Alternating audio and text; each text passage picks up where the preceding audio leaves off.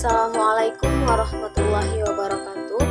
Baiklah, pada video kali ini saya Sucinda Lestari dengan NIM 2030111139 dari PGMI 3D. Baik, pada kesempatan kali ini saya akan membahas tentang konsep anak berkebutuhan khusus. Baik, yang pertama itu ada pengertian anak berkebutuhan khusus. Anak berkebutuhan khusus adalah anak dengan karakteristik khusus yang berbeda dengan anak pada umumnya, tanpa selalu menunjukkan ketidakmampuan mental, emosi, atau fisik. Anak berkebutuhan khusus adalah mereka yang membutuhkan pendidikan dan layanan-layanan khusus terkait kebutuhannya, sehingga mereka dapat mengembangkan potensi secara optimal. Misalnya, materi pembelajaran khusus, peralatan dan fasilitas khusus, dan metode pembelajaran khusus. Kemudian ada pengertian anak berkebutuhan menurut para ahli.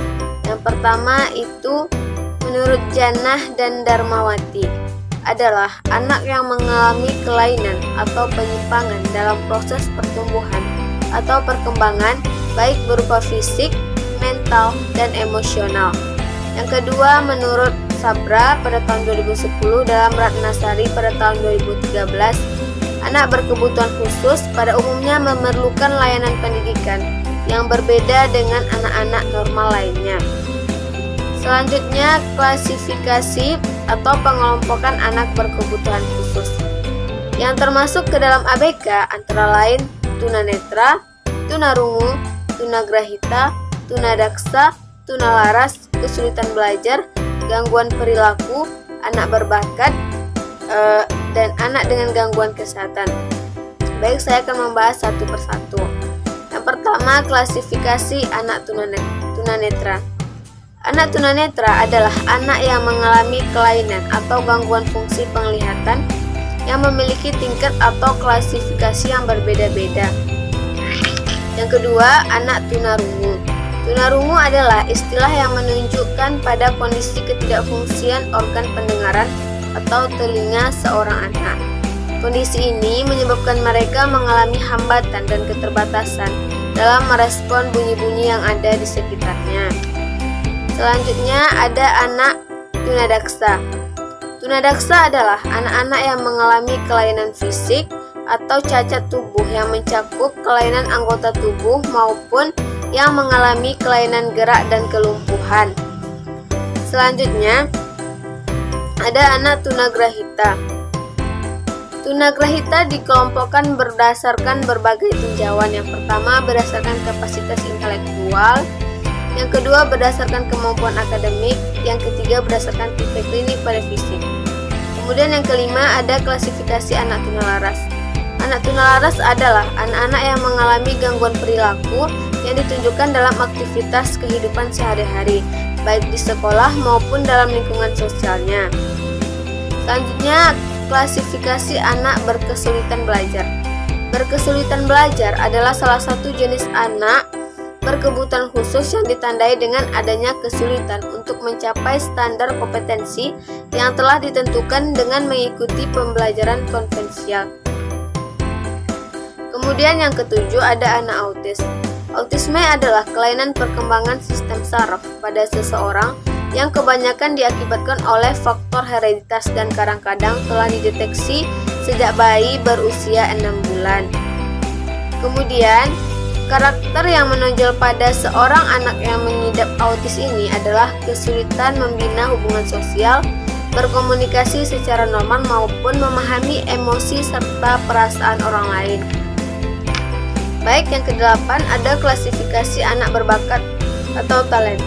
Anak berbakat adalah anak-anak yang mengalami kelainan intelektual di atas rata-rata. Kemudian selanjutnya ada anak hiperaktif, ADH atau ADD. Hiperaktif adalah salah satu aspek dari Attention Deficit with Hyperactive Disorder atau yang dikenal dengan istilah gangguan pemusatan perhatian dan hiperaktivitas. Anak hiperaktif mencakup gangguan pada 3 aspek, yaitu sulit memusatkan perhatian, hiperaktif, dan impulsivitas. Apabila gangguannya terjadi pada aspek yang pertama, maka dinamakan dengan gangguan pemusatan perhatian. Sedangkan bila ketiga aspek imbas gangguan barulah disebut dengan GPPH atau ADHD. Hiperaktif bukan suatu penyakit, tapi gejala yang terjadi disebabkan oleh faktor rusaknya otak, kekacauan emosi, atau retardasi mental. Baik, selanjutnya ada faktor penyebab anak berkebutuhan khusus. Tidak ada faktor penyebab tunggal yang mengakibatkan anak berkebutuhan khusus.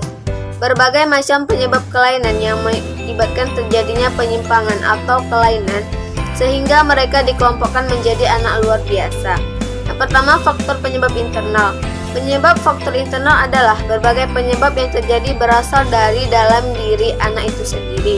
Misalnya, anak dilahirkan dengan membawa kecacatan atau kelainan ataupun penyimpangan. Kemudian yang kedua, faktor penyebab eksternal. Penyebab faktor eksternal adalah berbagai penyebab yang terjadi di luar diri anak itu sendiri. Misalnya, terjatuh atau pengaruh lingkungan yang kurang menunjang. Yang ketiga, penyebab ditinjau dari segi waktu terjadinya gangguan. Yang pertama itu faktor penyebab yang terjadi saat prenatal. Itu meliputi anoksia, maternal infection disease. Kemudian yang kedua, faktor penyebab yang terjadi saat natal. Dan yang ketiga, faktor penyebab yang terjadi saat postnatal, meliputi segala penyebab yang terjadi. Yang pertama, trauma. Yang kedua, infeksi pada otak, misalnya meningitis. Yang ketiga, neoplasma, misalnya tumor dan kanker otak. Yang ketiga, yang keempat, intoksikasi. Yang kelima, anoksia. Yang keenam, gangguan pembuluh darah ke otak.